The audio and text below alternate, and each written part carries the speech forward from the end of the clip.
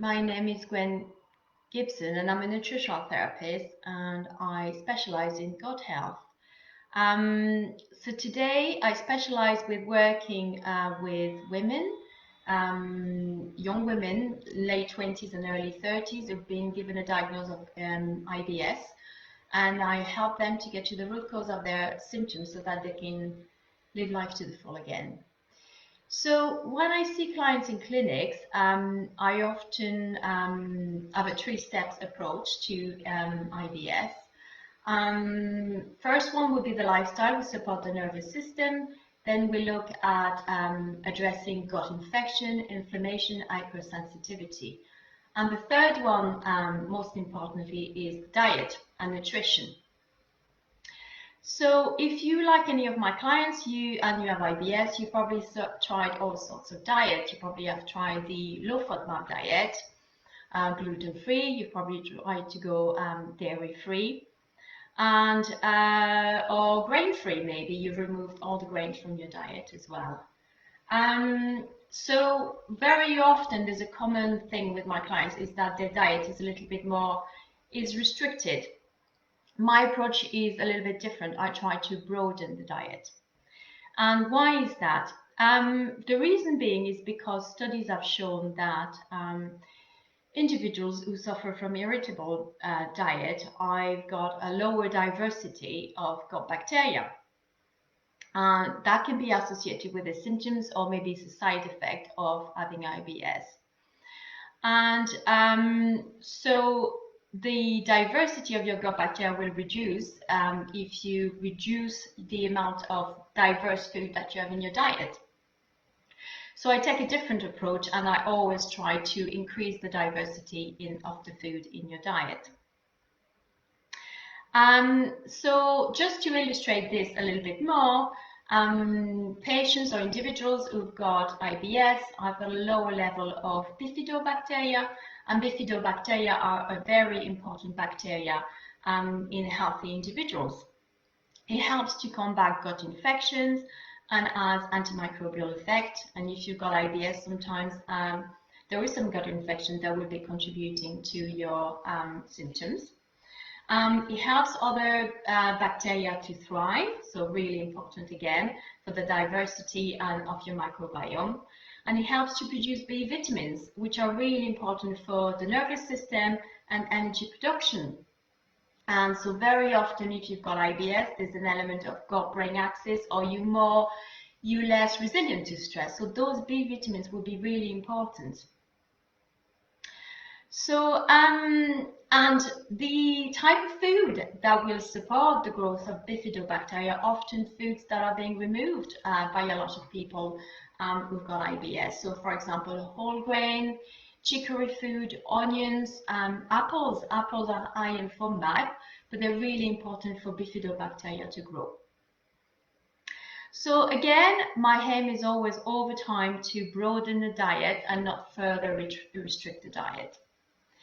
So to demonstrate this approach a little bit, I wanted to talk to you about a study that was dated from 2019. And the aim of the study was to compare the efficacy of a low FODMAP diet versus a gluten-free diet and a health promoting diet, like a Mediterranean type of diet, to see which one improves the best the IBS symptoms of patients. So they took a group of people and they got them to follow the different type of diets and to rate the diet, and to, in terms of in relation to the quality of their lives, increasing if it increases stool solidity, if it reduces bloating and pain. And the results were that all the three diets were beneficial and help the patients to live a happier life and to have less symptoms, less pain and bloating and pain. However, in terms of the drop-off, there was quite a lot of drop-off for when the individuals followed the low FODMAP and the gluten-free, and there were only 2 people that drop off when they followed the Mediterranean type of diet.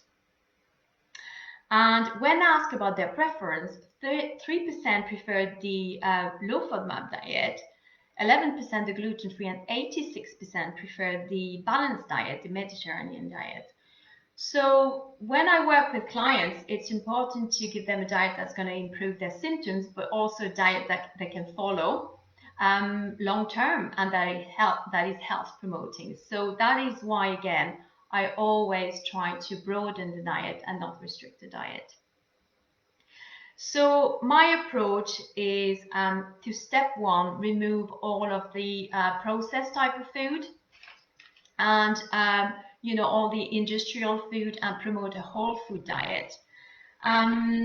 Because I would prefer that you, for example, eat a little bit of gluten or have some spelt bread, as opposed to go to the shop and buy gluten-free bread and eat this instead, because there's an awful lot of additives and preservatives that will actually maybe contributing to some of your symptoms. So often, a whole food diet will often help a lot my clients who suffer from IBS. Then the step two is introducing more prebiotic foods, but I don't introduce a lot of onions, a lot of garlic at each and every meal. The way my approach is a little bit in a day and not all of the prebiotic foods. So for example, in one meal, you could have a little bit of onions, but the following day you can introduce a little bit of garlic. So again, I try to diversify the diet, but not too much, basically. And the step number 3 will be to, in terms of the nutrition, I introduce more probiotic food. And there's actually a good study from 2018 that has been shown that a great reduction in symptoms for IBS sufferers that were eating on a daily basis a little bit of sauerkraut. So I introduce more probiotic food in the diet. So I hope you found this useful and that it's helping you maybe broaden your diet a little bit. Sometimes it can be difficult. There is an element of fear around food a lot with my clients. They're now afraid to eat beans, they're afraid to leave garlic and onions, and it's often reassuring and encouraging and cheering on my patients to kind of take those steps to help them feel better. And I speak to you again soon. Thank you very much for listening.